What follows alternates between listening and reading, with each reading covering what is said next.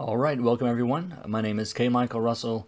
I am a comic book colorist, and welcome to my YouTube channel. So in this video today, I was requested by one of my patrons on my Patreon account to do sort of a tutorial or walkthrough on this cover that just came out today for Postal number 20. So anyway, it was a very unique cover, and there was a lot of things that I had never really had to deal with before and had to kind of figure out on my own here. So anyway, I thought I would do a quick video to sort of explain that and kind of walk through the steps.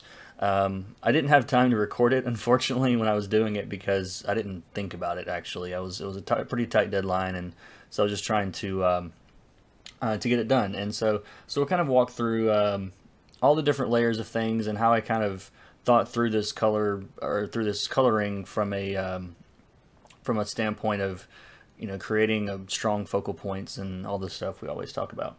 So anyway, I'm going to turn off all the rendering layers and the glows and everything really except for, well, let's start with just the inks. So as you can see, there's a lot of detail in this cover. I had enjoyed just sort of going around the cover and seeing what Isaac was able to put in here to represent different things in the book. And so it's a stained glass window like you would see in a church, but there are things like hand grenades and pistols and the raven that is, you see in a lot of the themes in Postal, and there's the church and the characters, and there's just there was a lot going on. So I knew that it was going to be a challenge just to make sure that the whole thing didn't turn into a big fruit salad, you know. And so and that's not Isaac's fault, you know, at all. I'm not saying it's too busy. It's just there is a lot in the cover, so I'm trying to, you know, clarify things and simplify things from a storytelling standpoint so that all these things kind of make sense. So I started off with just base colors and what I thought the colors should be strictly just from a local color perspective. And local colors, you know, the color things are under a white light basically. And so with just local colors, there's not really a strong focus in any particular area. It just is what it is as far as what that color is. And I hadn't quite decided what to do yet with the guys in the front here, in the front of the thing. So I just left them the way that it was. Now I did some digging into, let me find which layer this is. There was so many layers in this thing. And if you're not familiar with how coloring on mask adjustment layers, I've got a video I did on that called I think it's a very different coloring method. Be sure to check that out. But the first layer here, I knew that I wanted to make sure that Mark, who's the central character, I really wanted to make sure he was the focus and that his panel got a little bit more contrast than everything else. And so I kind of darkened the backgrounds in the two side panels so that those wouldn't draw quite as much attention. All right, let's see what else we have. I did a bit of a kind of a vignette effect along the outside, just shadow to, again, just sort of subtly draw the eye in toward the center a little bit more. I decided with a flat red for the guys in the front here, just because, again, I didn't want, it's one of those things where I wanted people's eyes to sort of drift down and, oh, there's more stuff going on down here, but I didn't want it to draw a whole lot of attention, so it's just pretty much all solid color there for now.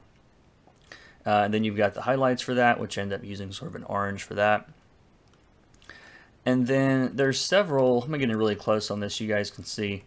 I went through and looked at stained glass windows on the internet and found that usually what happens with stained glass is it's a little bit darker toward the edges of each little section and then lighter in the middle. And that's kind of what you're going to see on all of these little layers in here, and there's a lot of those. It's sort of how a stained glass window looks, so we did that. Lots of highlights on the one highlight layer, and that's really where you see, you know, if you get in really close, you can see I just sort of filled in a lighter color there in the kind of the middle of each little section of the window to actually make it look like stained glass sort of looks. And I did an overall sort of color wash, I guess you could say, because the light was going to be, you know, mostly orange and that sort of thing. So blue is a complement of that, and so tinted that toward the blue again, even more so on the edges. You know, the characters kind of have almost a gray skin tone, except for Mark again in the middle of the panel. So again, helping to draw that attention to him, and then of course the orange flames behind him and all of that helps to sell that effect. And there's a little bit of a texture over the top of this. It's very subtle. You probably can barely even see that. And so we ended up with this. All right, so now we've got all of the, I'm going to zoom in so you guys can see this detail in here. So you can see around in each little section of the window, just a little spot of highlight basically. And of course all this stuff's so small on the, I mean, it looks big now, but in the book it was going to read pretty small. So you didn't have to overthink that too much, because you don't have to put in all that detail if it's really small on the screen. And so then I knew I was wanting to do this, and a lot of my work would get covered up by it, but I thought it would work out in the end. And that's all of the glows. There are many. So before we get into all of those, I kind of take this one step at a time. So the first thing I did, let me turn all of these off.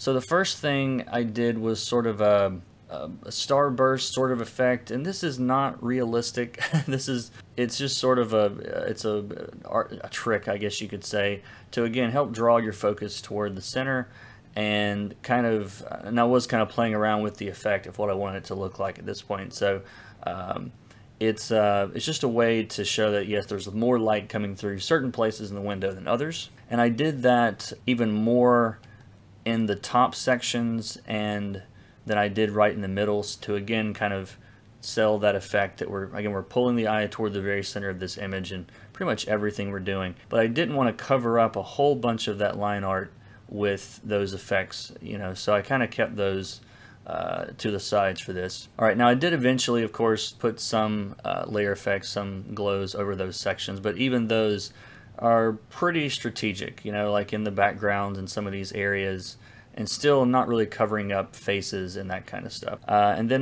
there's just another layer there, the glows. Again, he's got this halo around his head, so again, that really kind of helps to create a strong focal point there. And then at the end, you know, there's different colors in the window, and those should come through in some of the light. So I'm going to isolate this so you guys can see it. So what I ended up doing here was choosing a few other colors, blues and reds, and again I was looking at reference for this because not something that I'm used to doing, just to make it a little bit more interesting and to show that in places, you know, that light's coming through some of those different areas. And this is actually the final product. So you can see that again I kept most of the glowing out of the middle of the image, otherwise of course the whole thing would be a big glow and you couldn't tell what was going on. Yeah, so that's how it turned out. I'm gonna put this PSD file on my Patreon account. If you want to go in and be able to, you know, check all this out yourself and look at all the layers and see how it's all put together. But anyway, hope you guys enjoyed this video. I realized, like I said, this is a little bit different than the ones that I usually do, and if you like this, I can do more. If you prefer the big walkthroughs or anything, just let me know. I'll still do both, of course. But so a bit of an experiment today. If you enjoyed the video, of course, subscribe to the channel if you want to see more. Give me a thumbs up, give me a like on the video, and check the link in the description for my coloring course, as well as my Patreon account if you want to see a whole lot more of this. So, all right, I will see you guys in the next one. Take care.